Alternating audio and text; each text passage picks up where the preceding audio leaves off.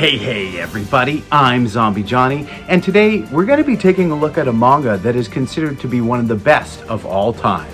This is Fullmetal Alchemist. Fullmetal Alchemist was written and illustrated by Hiromu Arakawa and was originally published from July of 2001 to June of 2010. The North American release of the series was published by Viz Media. Fullmetal Alchemist opens with a sermon being played over speakers in a sleepy little town. There are two travelers. Well, one young man and someone sitting in a suit of armor at a little cafe as the sermon goes on. As the two begin to leave the cafe, the traveler in the suit of armor knocks over the radio that was playing the sermon, and it smashes to the ground. The two travelers apologize and assure the man that they can fix the radio. The traveler in the suit of armor raises his hand, and then poof, the radio is fixed. The townsfolk are astonished that the two travelers can perform miracles. The two travelers correct the townspeople and explain that they used alchemy. Then the two travelers introduce themselves. The young man is Edward Elric, or the Fullmetal Alchemist, and his younger brother, Alphonse Elric, is in the suit of armor. This sleepy little town has a priest named Father Cornello. Cornello can perform miracles just like the Elric brothers' alchemy. Edward is not fooled by his smoke and mirrors show. He catches on very early that Cornello is just using alchemy to perform his miracles. Ed and Al are very intrigued by Cornello's alchemy, and they wish to meet him, but something very nefarious is happening behind the scenes at Cornello's church. Cornello's goons launch an attack on the Elric brothers, and this is where you find out that Alphonse is just an empty suit of armor. The Elric brothers take care of the church cronies quickly and make their way into Cornello's chamber. Ed confronts Cornello on his possession of the Philosopher's Stone. The Philosopher's Stone is a very powerful stone that can greatly amplify alchemical powers. You see, in an attempt to resurrect their mother who had passed away, Edward and Alphonse committed the cardinal sin of alchemy, which is trying to resurrect or transmutate a human body. In doing so, Edward lost his right arm and left leg, and Alphonse lost his entire body. Edward transmuted his soul into the suit of armor to keep his brother alive without his physical body.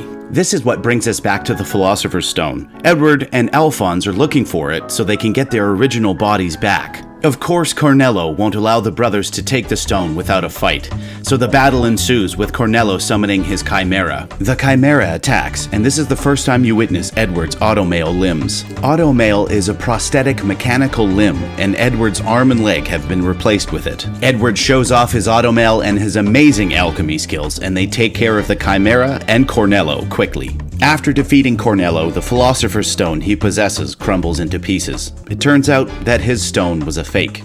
After defeating Cornello, Ed and Al set out on their journey once again. And this is where our adventure begins. The story of Fullmetal Alchemist takes some serious twists and turns. It is truly an emotional ride throughout the whole series. I didn't really think that the series would have such hard-hitting moments, but wow, did it ever surprise me.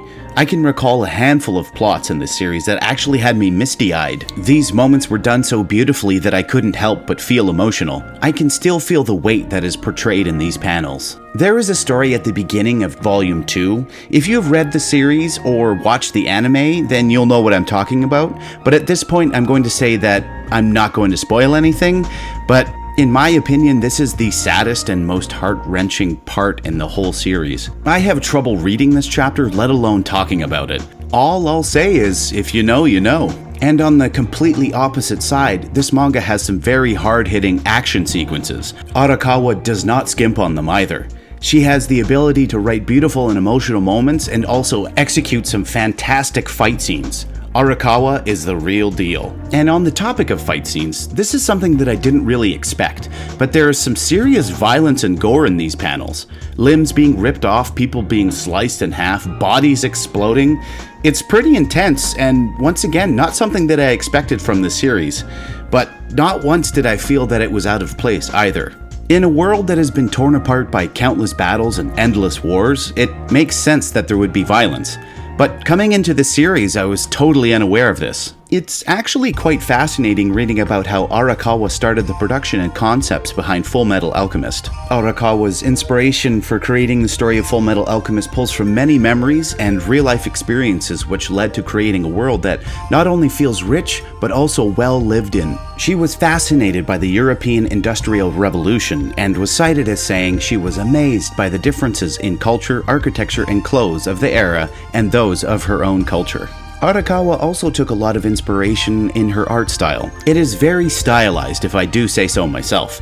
Arakawa has been cited as saying she takes influence from artists such as Rumiko Takahashi, who is the artist behind Ranma Half and Inuyasha, Yude Tamago, who is the artist behind Ultimate Muscle, and one of my personal favorite artists, Hellboy's creator Mike Mignola. Arakawa has created a beautiful and colorful universe that is filled with a colorful and interesting cast of characters. Though I will admit there might be a few too many characters. Some of the characters made a return nearing the conclusion of the story, and I thought to myself, who are these people? Am I supposed to know these people? On the topic of the series coming to an end, I noticed that it wasn't really the grand adventure that I thought it was going to be. They really don't travel that far within their journey. Ed and Al maybe catch a train 3 or 4 times to different locations, but truly they don't venture too far from the central city location. I always thought that this series would have had Ed and Al spanning the globe on an elaborate adventure to find the Philosopher's Stone, but in reality, they just stick close to home. So now we're going to move on to the Fullmetal Alchemist franchise. There is a ton of other media in the Fullmetal Alchemist universe, which includes not 1 but 2 anime series, 2 theatrical films, 3 live-action films, and plenty of other mixed media including light novels and video games. They're animated theatrical films, so I'm not even going to bother talk about them, but they are available for streaming on Crunchyroll. With that, let's move on to the live-action films. I will say this, I myself did enjoy them. I thought they were acceptable. The visual effects aren't the most amazing things you've ever seen in your life, but they aren't so terrible you can't watch it. I mean, really, it's a small budget live-action anime adaptation. What more can you expect? All 3 live-action films are available on Netflix. It's kind of like a watch at your own discretion. I enjoyed them. They were just kind of big, dumb action anime adaptation movies. I suggest you watch them, and then you can throw your own judgment at them. So, for my final thoughts on Fullmetal Alchemist, I'm going to be honest here. I had this big section of the review planned where I talked about how the middle of the story really lagged. None of the characters had any redeemable qualities, and how the homunculi in this section were kind of lackluster and felt like an afterthought. But I am redacting that part of the review because this manga 100% redeemed all of those statements. Well, for the most part. I will admit that one of the homunculi still does feel like an afterthought. Oh, and for those of you that don't know, a homunculi is an immortal being that possesses very dark alchemical powers. The cast of characters end up fighting a variety of these homunculi throughout the series. I'm actually sad that the series is over. I do want more, but with what we were given, I feel that it was just the right amount. If the story would have been any longer, it would have felt like it had some padding or maybe dragged on. The ending of the series is beautifully done. I myself had some more misty-eyed moments. And I have stated this before, but I'm a sucker for a happy ending, and Fullmetal Alchemist does not disappoint. There are a multitude of ways to purchase this manga, which includes the box set, the hardcover full metal versions, the 3-in-1 volumes, and of course the regular single volume versions. All of which are still in publication. I myself went for the regular manga volumes. Though the hardcover versions are very pretty, a little bit larger in size, and the presentation is beautiful, they do cost more. And I felt that I didn't really want to shell out the extra money or have to worry about the extra shelf space that they would take up. I also didn't feel it necessary for me to buy 2 different copies of the manga because the hardcover versions were nicer. I also purchased the first 4 volumes of Fullmetal Alchemist back in 2007, so I figured I might as well just keep the ball rolling and just stick with the regular manga volumes. Overall, Fullmetal Alchemist is a wonderful series. It is a manga that should be in any collector's library, and I believe it is also a manga that everyone should read. In my opinion, this manga is the perfect example of a must-own series. Total page count, 4,914. Total volumes, 27. Total score, 5 out of 5. This is a must-own series. thank you so much for watching, everybody. I know it's been a little bit. This was once again another review that had taken me some time. It was a fairly large series, so you know, getting through it did take me some time, but I do have to say that this was probably one of the most enjoyable manga read-throughs that I've had to date. You know, there was a couple of favorites of mine, like Akira and you know, some smaller ones like Tokyo Zombie. Yu Yu Hakusho was a really great series that I truly enjoyed reading, but Fullmetal Alchemist was one of the ones that honestly, it just captured me in such a way that I just couldn't put it down.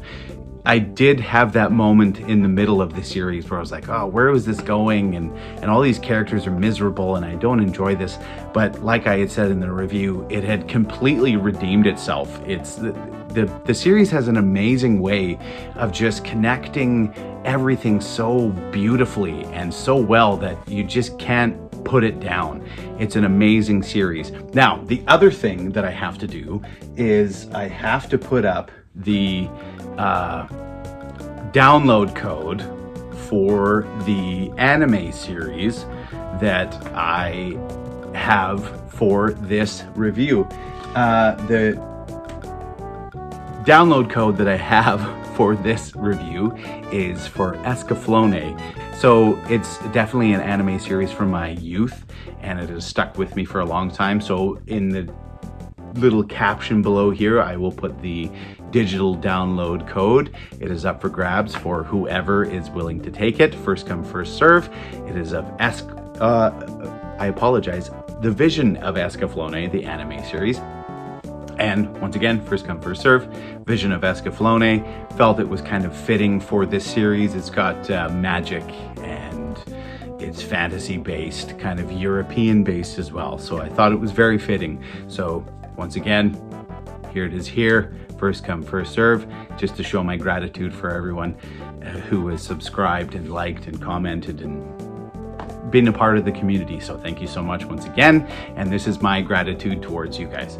And to top things off, just to kind of finalize the review, something that I had forgot to mention during the review itself was that Fullmetal Alchemist has a lot of humor involved in it as well. I mean, it's not a lot of like ha-ha, super funny humor. It's kind of like, oh, there'll be these kind of quirky little moments, little like cutesy moments, kind of interjected in between the action and the violence and the dramatic tones and the seriousness of the series. So it really kind of brings everything together as just one beautiful piece. And yeah, once again, it is truly the epitome of a series that you have to own if you enjoy manga or reading comic books or you're a collector of any kind. I would say start either collecting the regular manga volumes or the Fullmetal editions. They're so worth it, and the series itself is very worth it. And yeah, once again, I was blown away by the series, and I'm very glad that it is now in my collection, and it will be for a very long time to come. So once again, hope everyone's staying happy, healthy, and safe. Things have been good in my life, so we're just gonna keep continuing on. Couple of new reviews coming out. They're not going to be as big and elaborate as these ones that I've posted recently. So they'll be shorter, a little bit more to the point. The series that I'm looking at are a little bit shorter as well. So I hope you all are going to stick around and enjoy the ride and come with me on this manga comic book fueled bus that we're just driving into the Nevada desert and just enjoying every moment of our lives. I don't know what any of that means, but I hope you understand. I'm ZombieJohnny. Peace.